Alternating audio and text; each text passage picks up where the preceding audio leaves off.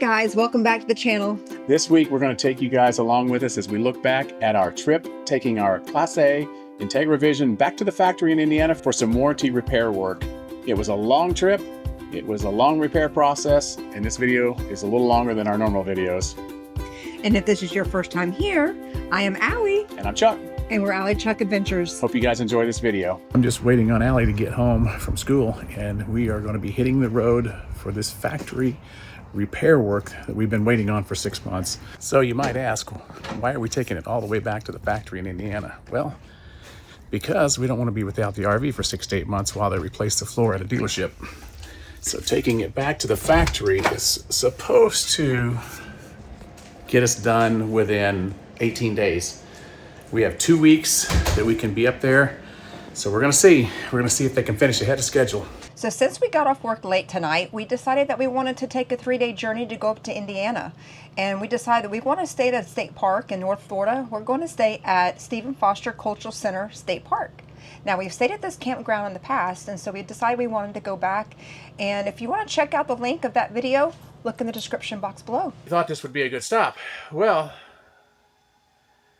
the RV started acting up on us with our running lights.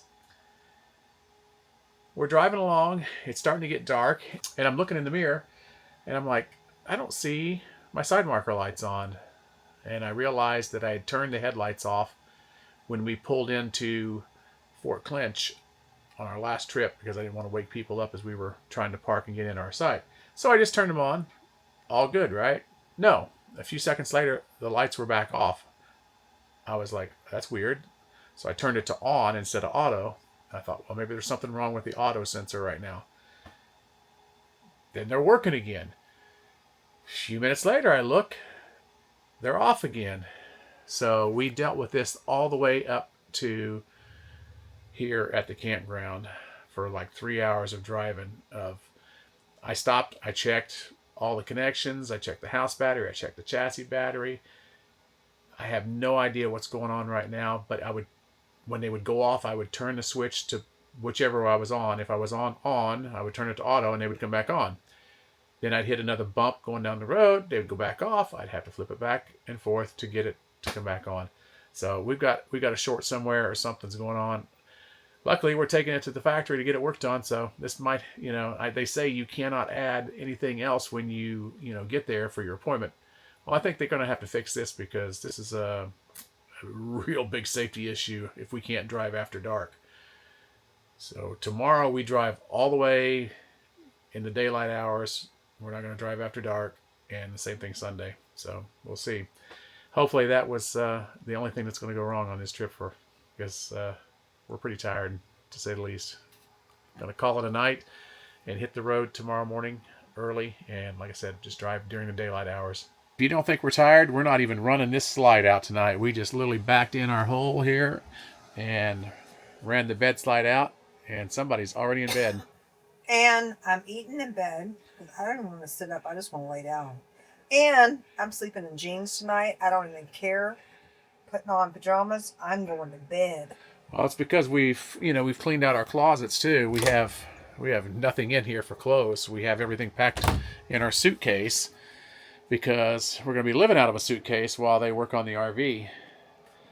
And we're just too tired to even bother to get the suitcase out tonight. It's like, heck with it. We're just going to sleep, like I said, get up in the morning and roll out of here. Well, we were back on the road this morning, heading north with no real resolution as to why these running lights keep going out. And of course, it's going to rain today, where you kind of need headlights and running lights, but let's just hope that we get all this stuff sorted out soon. We have a lot of hours to drive today. Well, we're passing Carol's Sausage and Country Store and Georgia Peanut RV Park. And if you've watched one of our recent videos, you'll see that we stayed there, and we actually thought about staying there on this trip. Good thing we didn't try to push on to this far last night because of the issues we were having with the lights. But great little place to stay, that's for sure. Well, we have made it to stop number 2, night number 2. And weirdly enough, we were just going to do day driving today because of the light issue that we were having last night. It started getting kind of dusk. I turned the lights on today just to see my chance if they might work and stay on. And lo and behold, today, no issues with the lights.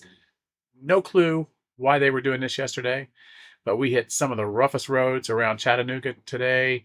We hit some of the roughest roads around Nashville, and they continued working. They never went out once.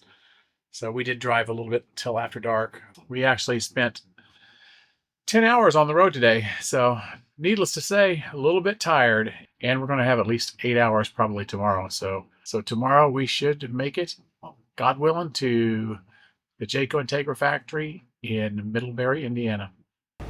Well, we're crossing into Kentucky. We had actually a really good night sleeping last night at the Walmart, and actually overslept a little bit. So we are now on our final leg of getting this RV back to the mothership in northern Indiana.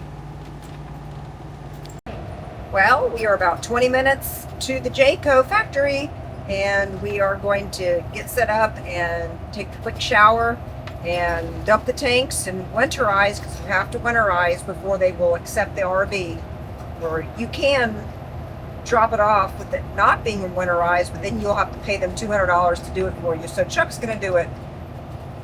But we're here. It's been a long journey to get up here, and this girl is tired, but glad to be here. So we have pulled into Jayco and we are dumping the tanks. Whew, it is cold, but as soon as we pulled in here, there's a dump station and a water fill, which the water is not on, so they must have it off for the winter. Because I was going to put a little in the tank to take a shower with, but oh well, I guess not. We have made it to the factory here at Jayco Integra in Middlebury, Indiana. And after dumping the tanks on the way in, I started the winterizing process, and I had nothing but troubles. Thing was so simple when I tested at the house. You know, us living in Florida, we really don't winterize. We don't really have to. We're not used to it. No. So a friend of ours, Dave, told me, he says, you might want to, do a practice run before you get there, which I did. And I told Allie, I said, man, this is simple as anything. You flip the valves over to winterize, you put the hose down in the antifreeze, it sucks it right up, you turn the faucet on, so on and so forth. Well, I couldn't get it to siphon the antifreeze tonight for some reason, so finally got it, and we are beyond wore out, but we're also hungry, and we are going to go check out a Mexican restaurant that Allie looked up that was close to here, and we're going to go hopefully have some dinner, come back, get to bed early, because we got to get up early and be out of our rig by 6 a.m. I do believe. So we're going to be getting up really early in the morning, and this time change ain't going to help matters any. It's officially that time. We are buttoned up and we are ready for them to take it in to the shop. Yes, it is mighty full of people here to get work done, and I know when I talked to Ross, our super advisor, How pretty that looks. yeah, that one of the days he was telling me, he said, yeah, there's only a couple RVs out there, but there's quite a few now. And those are some big tag axle diesel pushers. I would say this is where they keep all their Super C cabs and chassis. What do you think? We've had our breakfast after dropping off the RV this morning. We ate at a little place called Village Inn. We thought it was going to be like a Village Inn, chain style restaurant, but it was not. It was a little, pretty much, I think, Amish little restaurant for breakfast. At least everybody working in there was Amish, and food was great. We made some new friends. Now we're out kind of exploring the town of Shipshewana. Hopefully I'm pronouncing that correctly. But we're going to do some exploring here. We got a little time to kill before we can actually check into our hotel. So I think we're going to try to find a car wash and wash up Azul here, our Bronco, because she's a dirty girl from being towed behind the Bronco all the way from Florida up to here. She needs a little TLC. And this right here, folks, is our hotel room while we're having our RV repaired. And if this doesn't make us miss our RV, I don't know what will. It's been so many years since we've done the hotel thing, except for the actual day that we bought the RV. Remember, we had to spend the night in a hotel. I really was tearing up when we drove away and I saw Rigel in the bay there. It's like she looks so sad. I know. And lonely. That's true. We went by Jayco last night on our way, just driving around and checking out Middlebury and Goshen here and everything. And since we were there, I was like, I'm going to pull in there and just kind of see if I can see anything. And sure enough, there was Rigel sitting in one of the repair bays, and the garage door was still open, and this was like at 7 o'clock at night. So I'm sure they probably weren't working on it that late at night, because from what Ross said, they were working from about 6:30 till about 2 or 3 o'clock every day. But we've already gotten some updates today on the repair process. Got a call from Ross and had a couple more questions to be answered. Good to know that they are going to town working on it right now, and hopefully, fingers crossed, that we can take it home with us before we have to head back to Florida and not have to make 2 trips. Well, since we've been out exploring, we got notified by Ross that the original 18 days that we were supposed to have the RV there for is now going to be extended for another 2 weeks. So we've made the decision that we're just going to go ahead and go home, because we just don't want to continue spending money on hotels and gas getting around town. So yeah, we're just going to go home, and we'll just have to plan to make another trip to come back up here and pick her up later. So last night we got more news about the RV, and apparently we're infested with bugs now. And I'm like, you cannot make this up. As we were on our way home yesterday, I checked my email, and I got an email from Ross, our service advisor, saying that the technicians found evidence of an infestation of bugs, and that they had to pull the RV out of the shop because they didn't want to infect the other RVs that are in the bays inside the shop. So now we're at a standstill. We had to set up an appointment with Orkin. Actually, Jayco set up the appointment, but they gave them our phone number because we have to pay for it. And Almost $500. it is going to be almost $500 to have Orkin come out and treat the bugs in our RV. Not to mention, there's been more damage to the RV. Something about a tech did some damage to the fiberglass by the mirror on the driver's side. So we're awaiting pics on that. But we are on our way home. We're not going to worry about it today. It'll get fixed, I know. So we are back finally out camping after how many months has it been? 3 months. Yeah. We've been without Rigel. We got her back last Thursday. Today is Friday. So we didn't really get a chance when they delivered it on Thursday of last week to really go through and really be able to expand everything out with the slides, test everything out. But I have to say, we do love the floor. It looks like they've done a great job with the flooring. The wall panels that they had to replace by the driver's side and the passenger side, they look really good right now.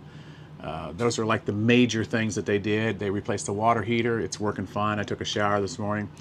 We did still have an issue taking off yesterday on our trip. Well, we're off to a great start so far on this shakedown trip of the repairs of the RV. Our smart level system will not stop beeping on us saying the jacks are down. I've tried doing what we did before and it did not work, so I unplugged it. I'm not going to listen to it for 3 hours as we're driving. The EQ leveling system started beeping again, saying that the jacks needed to be retracted.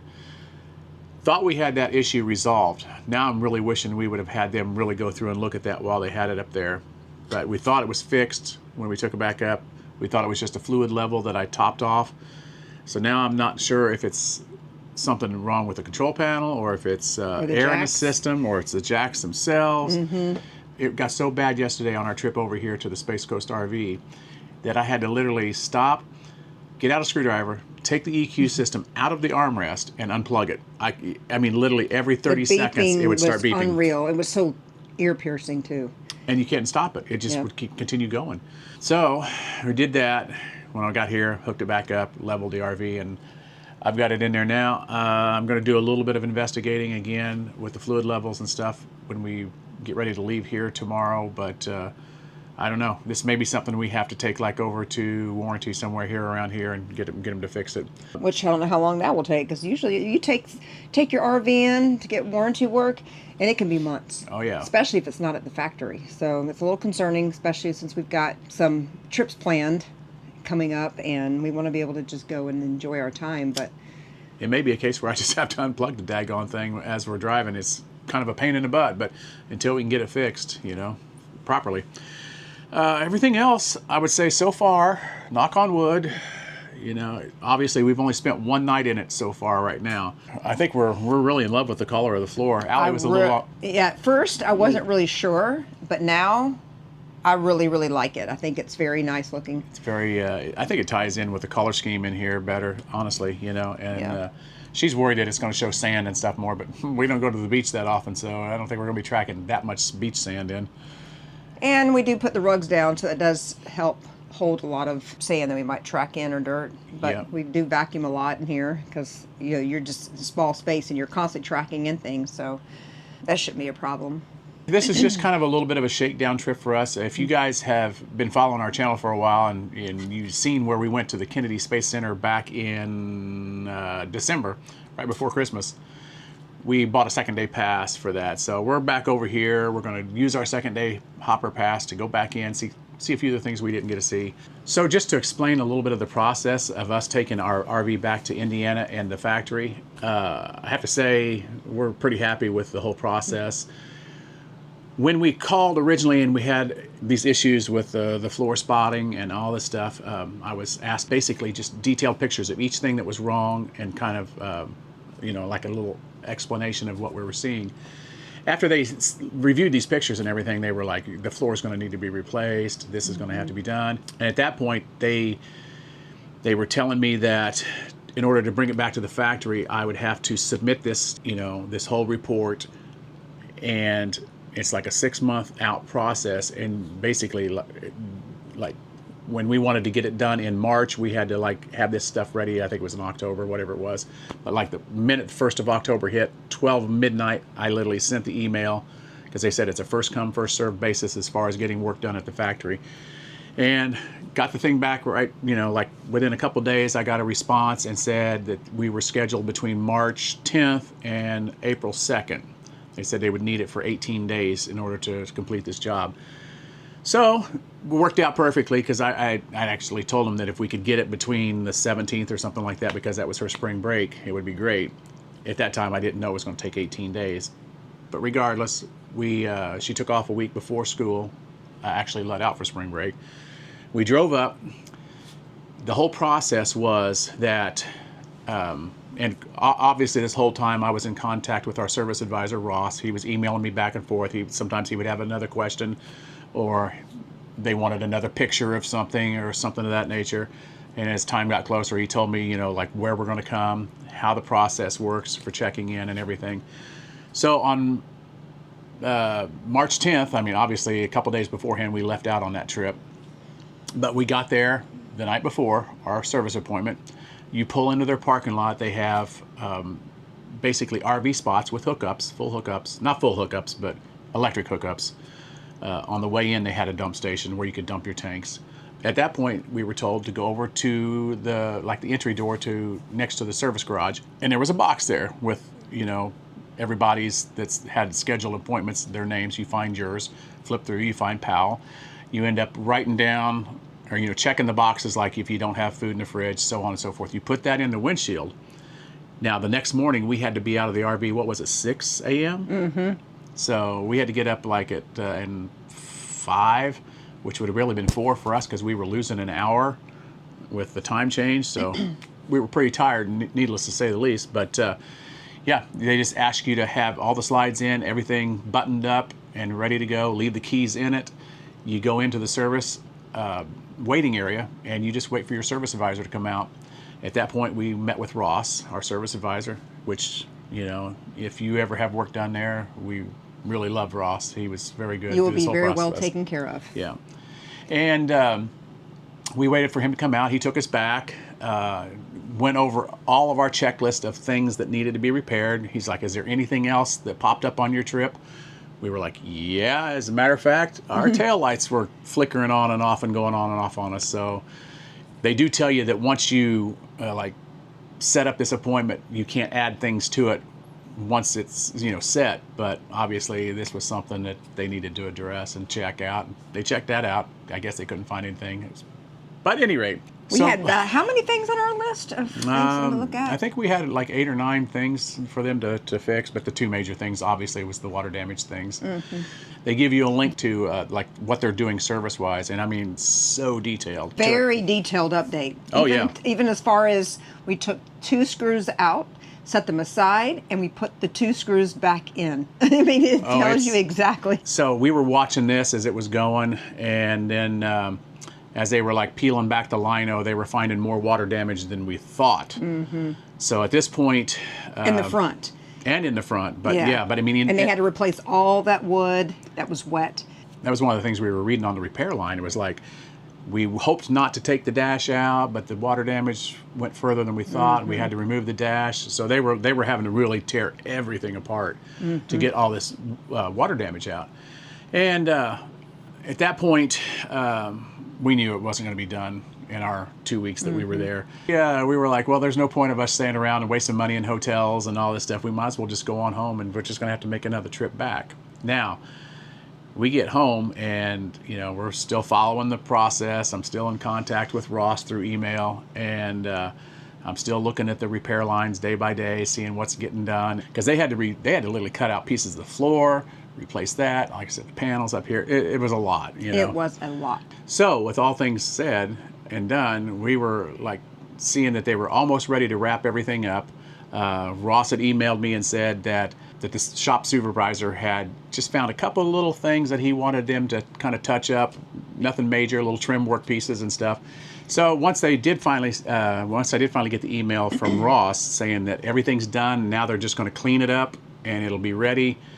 And he said something that kind of shocked us, because we were prepared to try to like maybe take off work and have to go back up and get it at our own expense and all that stuff.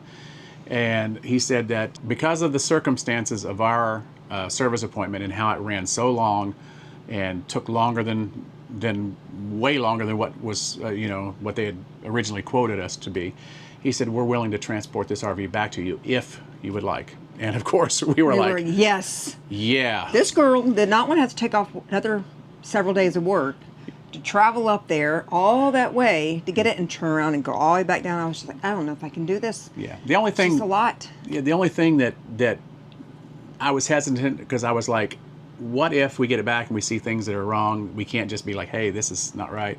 But then if we would have done that even there, we would have had to hung around and waited or whatever. So we just took the chance. We were like, I think it's worth letting them transport it back. Now, he did say that this is not a normal thing they do, so don't expect it. If you have to do this on your end, don't expect that they will be bringing it back to you. Yeah, he said this is very unheard of. Yeah, he said that it was because of our circumstances and everything. So, but that was I thought that was very like a stand-up thing to do, and it was I was shocked, because that saved us the gas, the hotel. The time, and they delivered it back. Losing work and money there. And they delivered it back with a full tank of gas, which, when we dropped it off, we had like maybe 65% left in the fuel, so we got a little bit of gas and out of the deal. So very happy with the whole process, and so far, like I said, everything looks to be okay so far. There's a few little tiny things that that I've noticed, but so far nothing major.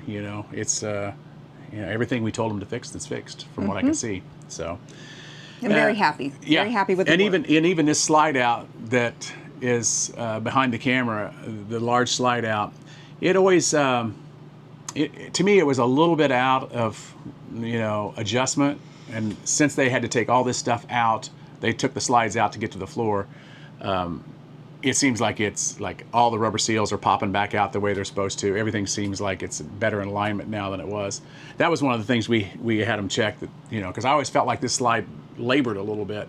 And I felt like it was higher on one side than the other, and I could see that the dinette, one of the booths, was sitting a little bit lower than the other one. I said, something's not right here. Like it's out of adjustment. It's out of adjustment. And even with the kitchen countertops, I could see it was pushing down and causing the kick plate to buckle out every single time, and that's been fixed now. Everything seems to be, like I said, back in alignment now and good, and they tested it. They said it will labor a little bit more than the others because it's just it's a huge slide with a lot of weight. They said that's pretty normal. So in conclusion, if you are on the fence of deciding whether you want to take your RV back up to the factory, or just to take it to like your local dealer or where you bought it for factory service work. I would personally say that if you're dealing with something that's major, I would say definitely take it to the factory and schedule an appointment. If it's something minor, then you probably would just be better served to take it back to your dealership to have warranty work done. Yep. So I hope you guys have gotten a little bit of information about this in case you're on the fence and looking to take your RV back to the factory. I know I looked online when we were getting ready to do ours.